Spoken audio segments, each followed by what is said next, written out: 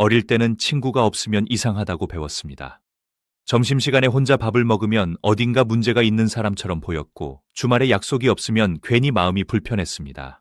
그래서 우리는 자연스럽게 친구를 늘리는 쪽으로 움직였습니다. 마음이 맞지 않아도 웃어주고, 피곤해도 나가고, 속이 불편해도 맞춰주었습니다. 그 시절에는 친구의 수가 나의 가치처럼 느껴졌습니다. 그런데 나이가 들면서 조금씩 달라집니다. 연락이 뜸해져도 크게 서운하지 않고, 모임이 줄어들어도 생각보다 괜찮습니다. 어떤 날은 하루 종일 아무도 만나지 않았는데도 허전하지 않습니다. 오히려 편안합니다. 그 순간 우리는 잠깐 멈칫합니다. 나는 왜 이게 편하지? 내가 이상해진 걸까? 내가 사회성이 떨어진 걸까? 그러나 꼭 그렇지만은 않습니다. 삶의 방식이 달라졌기 때문입니다. 젊을 때에 우리는 관계 속에서 자신을 확인했습니다. 누가 나를 찾는지, 누가 나를 좋아하는지, 누가 나와 어울리는지. 그러나 시간이 흐르면서 우리는 조금씩 나를 더 분명히 알게 됩니다. 무엇을 좋아하는지, 무엇을 싫어하는지, 어떤 대화가 피곤한지, 어떤 자리가 부담스러운지. 예전에는 남의 의견을 따라가며 모임이 만들어졌다면 이제는 나의 기준이 먼저 생깁니다. 그래서 관계는 자연스럽게 줄어듭니다. 억지로 유지하던 끈이 하나씩 풀립니다. 이 과정이 꼭 실패를 의미하지는 않습니다. 오히려 선택의 결과일 때가 많습니다. 예를 들어 하루 종일 책을 읽는 사람이 있습니다. 책을 읽는 시간은 혼자여야 가능합니다. 그 사람에게는 사람을 만나는 시간보다 혼자 있는 시간이 더 풍요롭습니다. 또 어떤 사람은 일이 끝나면 음악을 듣거나 글을 쓰거나 게임을 합니다. 그 시간은 누군가와 마주 앉아 잡담을 하는 시간보다 더 의미가 있습니다. 그렇다면 그 사람에게 친구가 적다는 것은 결핍이 아니라 구조입니다. 반대로 늘 사람들이 곁에 있어야 마음이 안정되는 사람도 있습니다. 그런 사람에게 혼자는 견디기 어려운 공간일 수 있습니다.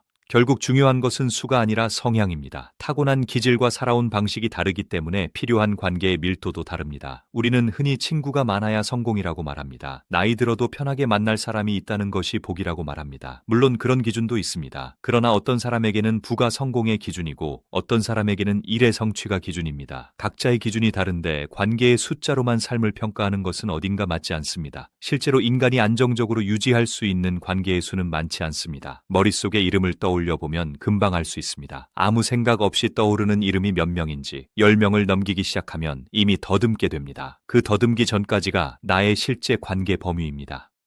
그 이상은 이름은 알지만 마음은 닿지 않는 사람들입니다. 그래서 나이가 들수록 관계는 좁아지기보다는 정리됩니다.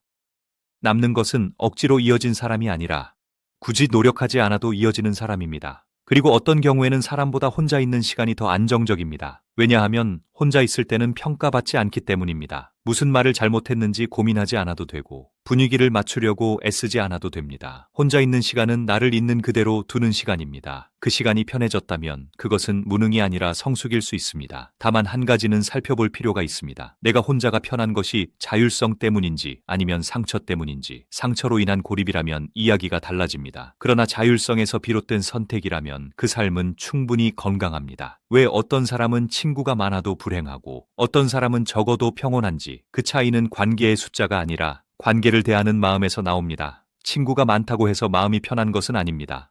오히려 관계에 집착할수록 더 불안해지는 경우를 자주 봅니다.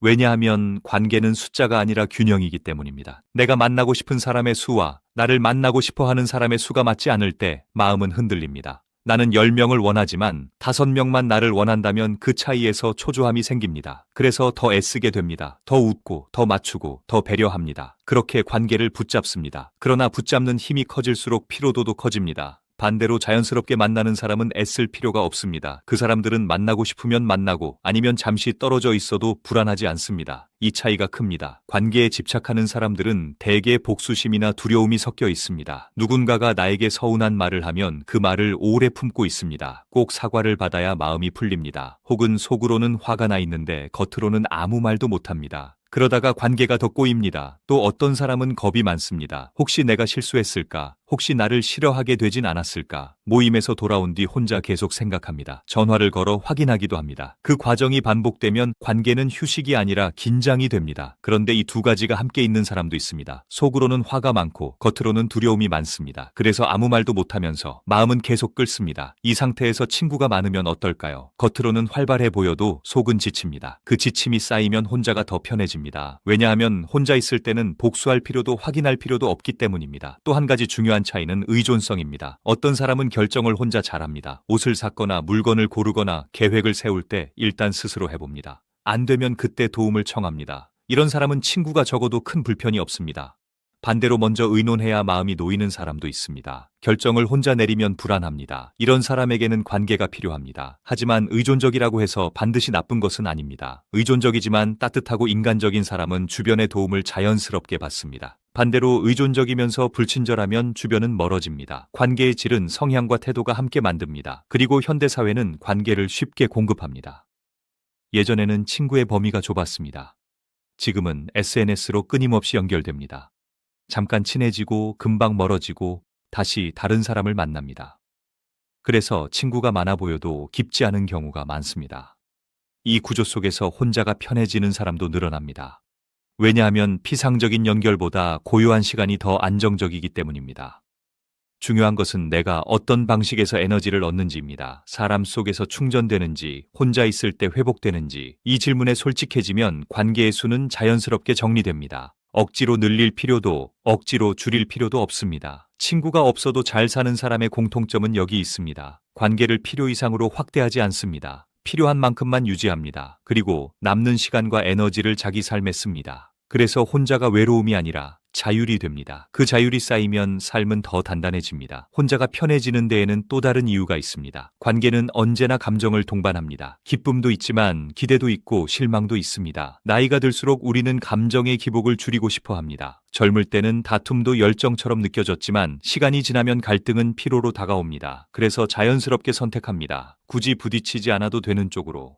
관계를 정리할 때 우리는 종종 현명하게 끝내고 싶어 합니다. 서로 기분 상하지 않고 말끔하게 마무리하고 싶어 합니다. 그러나 실제로는 쉽지 않습니다. 멀어짐에는 대개 불편한 감정이 따릅니다. 싸움을 피하려다 더 멀어지기도 하고 솔직하게 말하다 더 어색해지기도 합니다. 그래서 어떤 사람은 아예 거리를 둡니다. 조용히 빠져나옵니다. 굳이 설명하지 않습니다. 그 방식이 반드시 비겁한 것은 아닙니다. 때로는 나를 지키는 방식이 됩니다. 왜냐하면 모든 관계를 다 설득하며 끝낼 수는 없기 때문입니다. 좋은 친구를 판단하는 기준도 생각해 볼 필요가 있습니다. 우리는 흔히 위기를 전제로 우정을 말합니다. 어려울 때 남는 사람이 진짜 친구라고. 그 말은 맞을 수도 있지만 전제는 위기입니다. 위기가 없으면 대부분의 관계는 평온합니다. 위기가 생기면 관계는 시험대에 오릅니다. 문제는 위기의 종류가 너무 다양하다는 것입니다.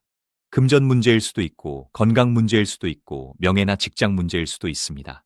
어떤 친구는 술자리에선 든든하지만 돈 문제 앞에서는 무너질 수 있습니다. 어떤 친구는 위로는 잘하지만 실제 도움은 어려울 수 있습니다. 그렇다고 해서 그 관계가 가짜였다고 단정할 수는 없습니다. 그저 역할이 달랐던 것입니다. 그래서 친구가 없어도 잘 사는 사람은 이 부분을 명확히 이해해야 합니다. 모든 관계의 모든 기능을 기대하지 않습니다. 술 친구는 술자리까지, 운동 친구는 운동장까지. 그 이상을 요구하지 않습니다. 기대가 줄어들면 실망도 줄어듭니다. 실망이 줄어들면 복수심도 줄어듭니다. 복수심이 줄어들면 마음이 가벼워집니다. 그리고 무엇보다 자신의 삶을 안정적으로 유지하려고 합니다. 왜냐하면 삶이 안정될수록 관계는 덜 흔들리기 때문입니다. 삶이 위태로우면 관계도 위태롭습니다. 경제적으로 불안하면 친구에게 기대가 커집니다. 정서적으로 흔들리면 친구의 반응에 예민해집니다. 그러나 삶이 비교적 안정되면 관계는 부가 요소가 됩니다. 없어도 무너지지 않습니다. 있으면 즐겁지만 없어도 괜찮습니다. 이 태도가 혼자를 편하게 만듭니다. 혼자 있는 시간은 공백이 아니라 회복의 공간이 됩니다. 그 공간에서 책을 읽고 운동을 하고 생각을 정리합니다. 그 시간은 나를 단단하게 만듭니다.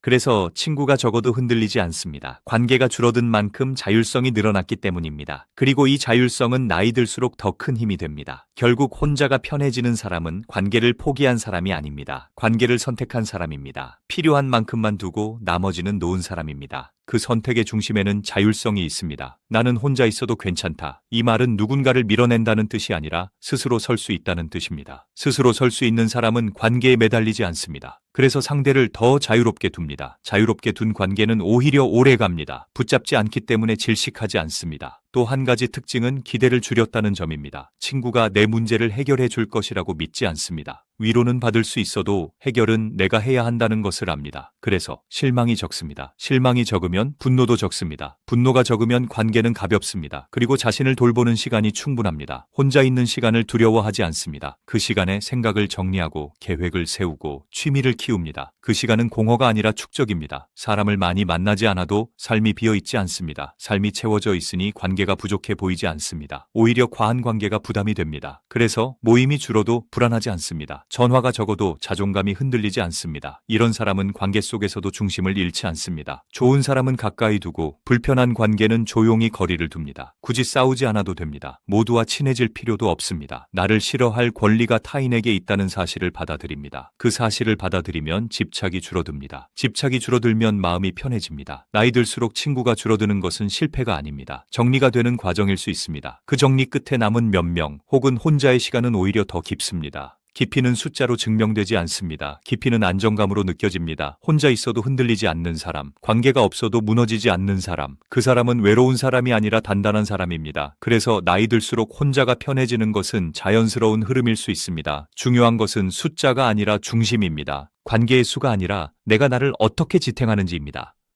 그 중심이 서 있으면 친구가 적어도 삶은 충분합니다.